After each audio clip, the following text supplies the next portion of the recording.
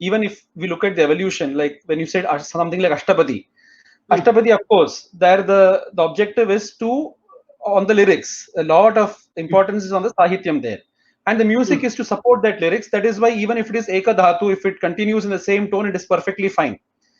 Because the whole the energy of the bhakti comes there because of the lyrics which goes along with that.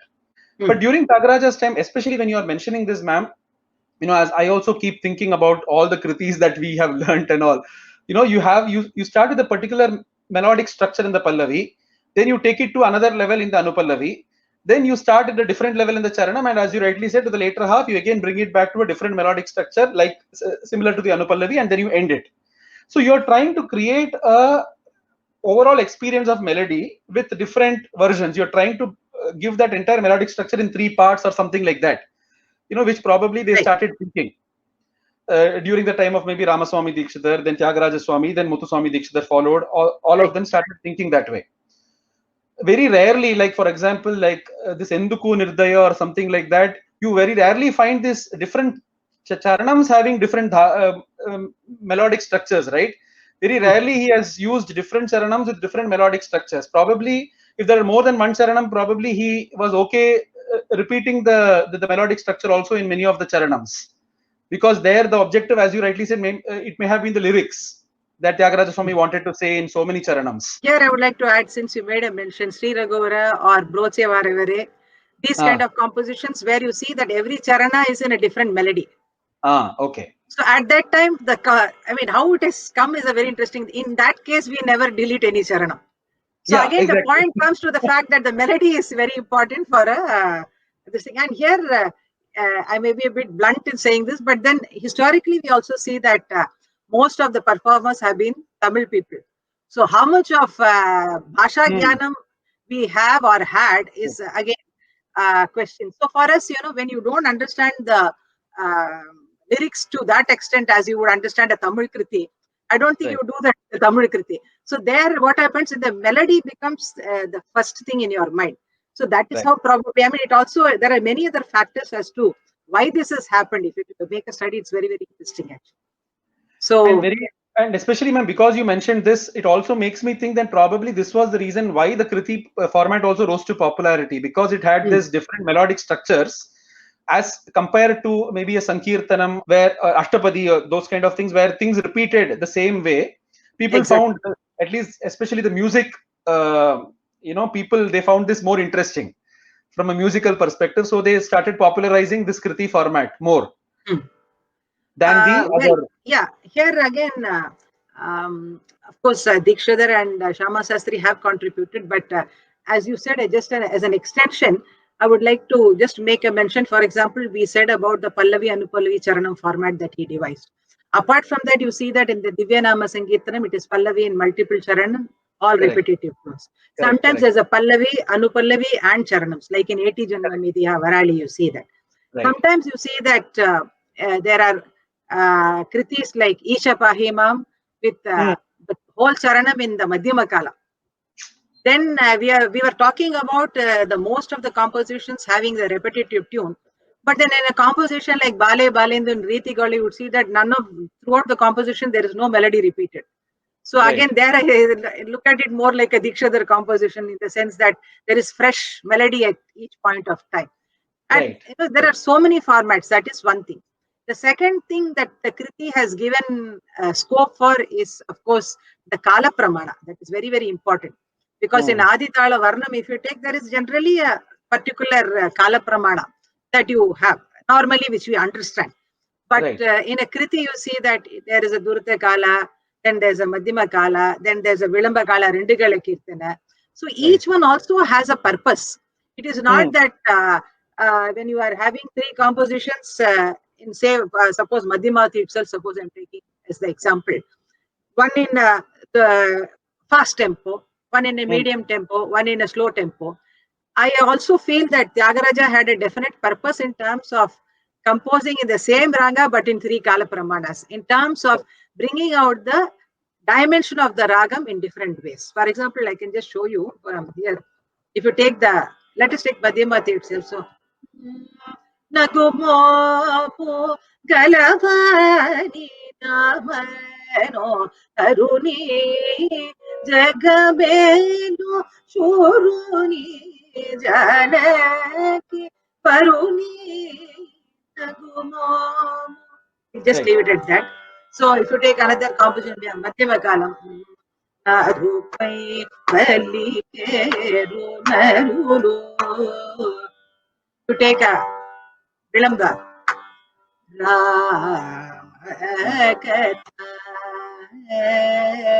Sudha. We need not take the entire gamut of the ragam itself, I would say. Just take the Rishabha and examine it closely in the three cases. Ri ri ri ri ri ma pa ma ri za ri ri ri ri. That ri is quite different from Dhupai Bali ke do ri ri ri hari sari. The color of that tree is different.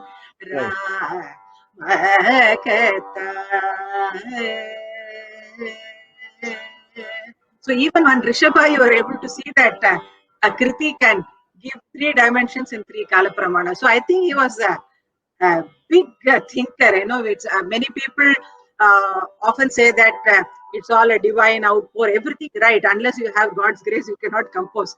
But as a musicologist, I strongly believe there was a very big thought process behind what he composed. And if you look at, for example, even ragas for that matter, how the Kriti can be used. In fact, we see that he has composed so many compositions in a Shankaravarnam or a Todi or a Bhairavi, whereas Chandra Jyoti have 2 songs or a Kiranavali have 2 songs each. He has also shown us how or what is the scope of each raga through his kritis. So, and as I said, again, the same thing in the same Kalyani, it can be a big Eta Unara, it can be a small Isha Pahimam. So every composition is again a reflection of a different dimension of the raga. So today, if the music has evolved so much, I would say that we owe a lot to Tyagaraja because he has given us the cue as to how the same ragam can be made in a small nutshell, how the same ragam can become very big and huge that you just look at it with awe. You know, so that's where he stands very tall. Of course, Dikshadhar again is another master where he has given us the nuances of the ragam in a different way, Shama Shastri in a different way. Again, that's where I think all of us are very, very blessed in the sense that the contribution of these 3 are enough to guide us through our musical journey itself, I would say. Absolutely, ma'am. And also when you say this, it strikes me that when Varnam is an introduction to the ragam, the raga, the Kriti is an exploration of the raga, isn't it? It is literally a crystallized form. Introduction, we can't say actually, because if you take a composition like Viriboni Bhairavi, that says it all. That says it all. Or a Kanakagi Todi Adatha, that says it all. But then Kriti, I would say, has also got a way of saying something in a simple way.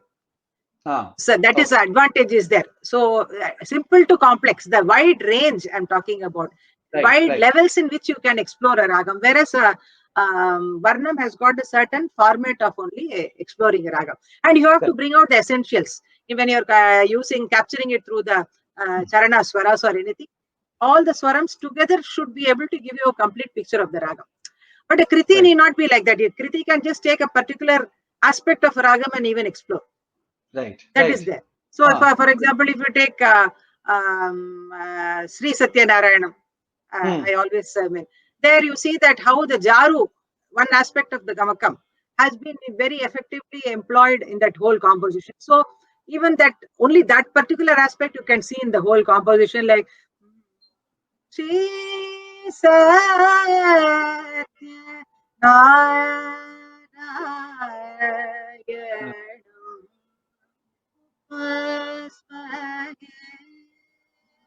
So, in fact, this is completely in contrast to our Tyagaraja.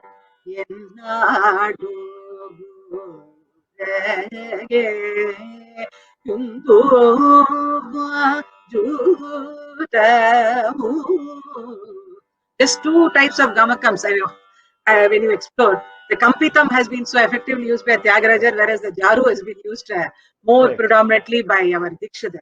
So same ragam, how the Kriti can be a source for exploring in 2 dimensions, you can see. So this way, there are multiple things you can really explore.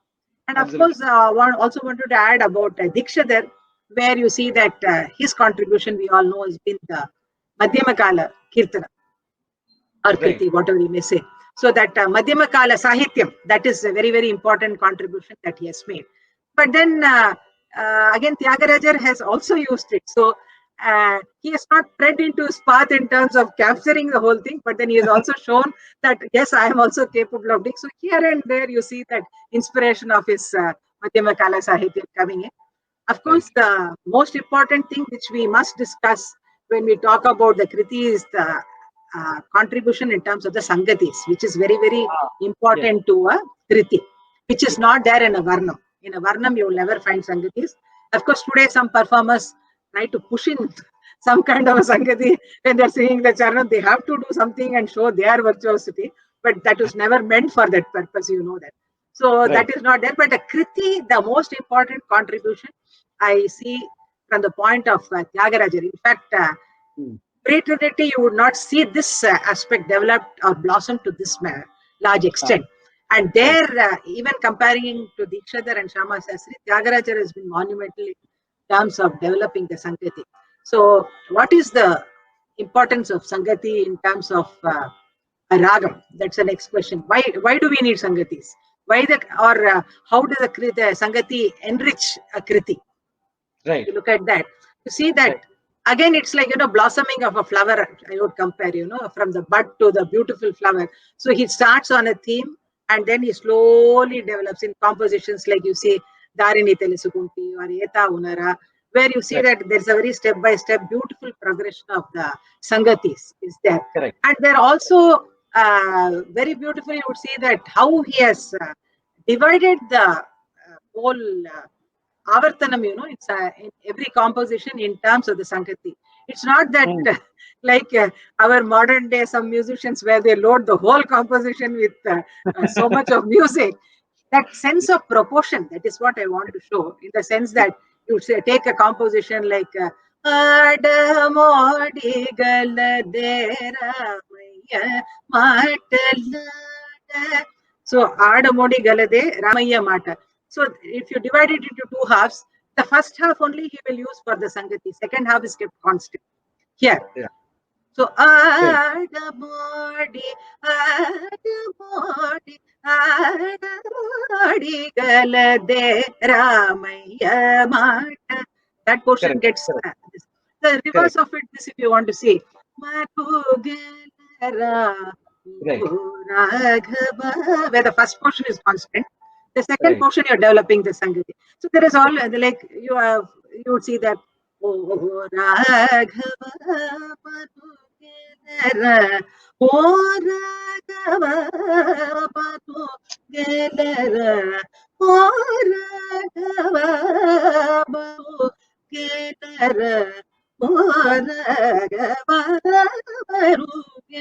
so there is a sense of proportion even in the thought process, as to keeping something constant, varying something.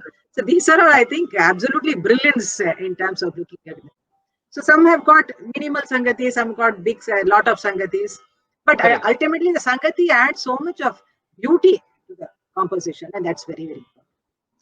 And also, ma'am, especially when you say this, in many of these kritis where you have the Pallavi, which is so grand, which has got so many Sangatis, he will make the rest of the kriti normal. He won't try to, load on the Anupallavi and Charanam also, all the Sangatis and everything won't be there. There they will be relatively simpler in terms of the melodic structure.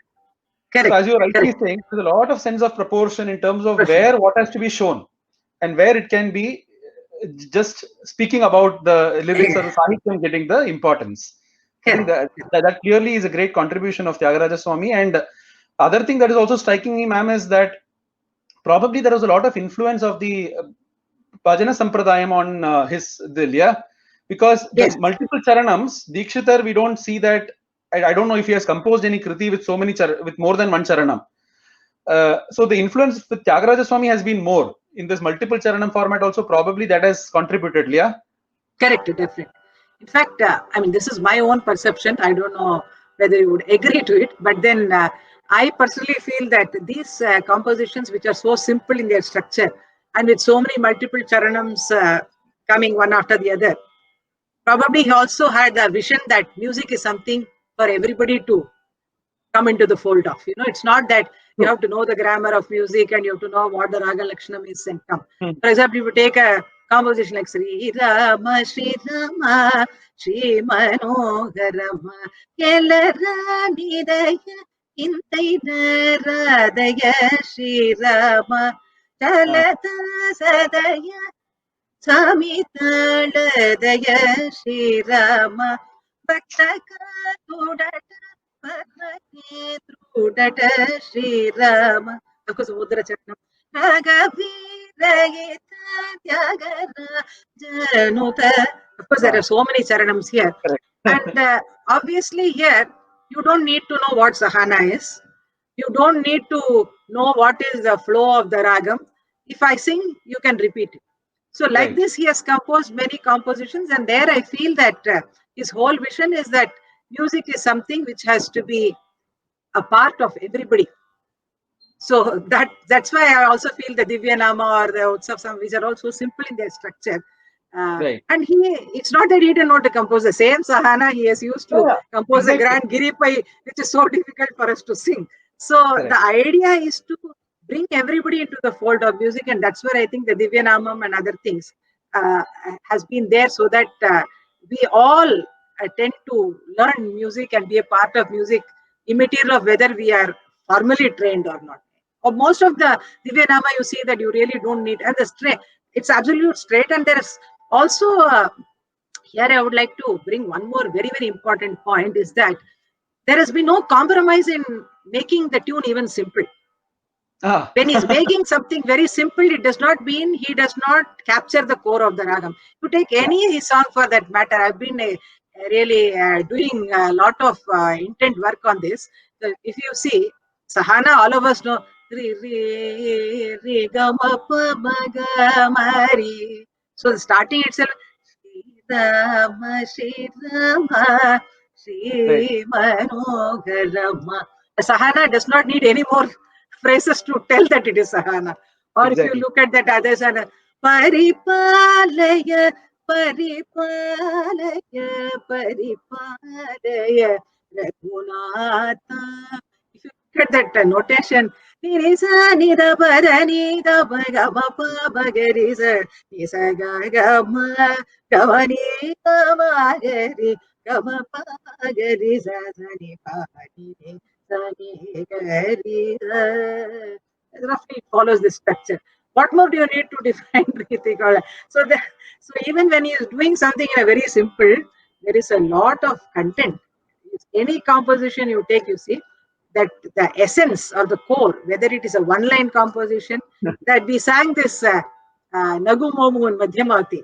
We just sang, it was, and in fact, you saw that Re re re re re pa pa ma re sa re sa ni pa. It did not even go higher than that in Tarastai. Nothing has been touched. But with that re re re ma re, you are able to understand it has to be Madhyamati. So it's a lot of what you call that musical acumen of the highest order, I would say, in terms of understanding ragas. So let us not just brush it off aside and say that this was all just inspiration. To me, it's a lot more, I would say. No, very true, ma'am, because, and especially the people of this generation can understand this. When you hear a particular music from the films, okay, of some great music director, and that music director has used a raga for that film music, but you are not able to immediately capture it, but he has simplified it, but still he has given the essence. We accord great attribution to him, saying that he has beautifully used the ragam. But as you're rightly saying, Tyagaraja has demonstrated that. How the same raga can be the entire span. Number of cases to see this. Absolutely, absolutely.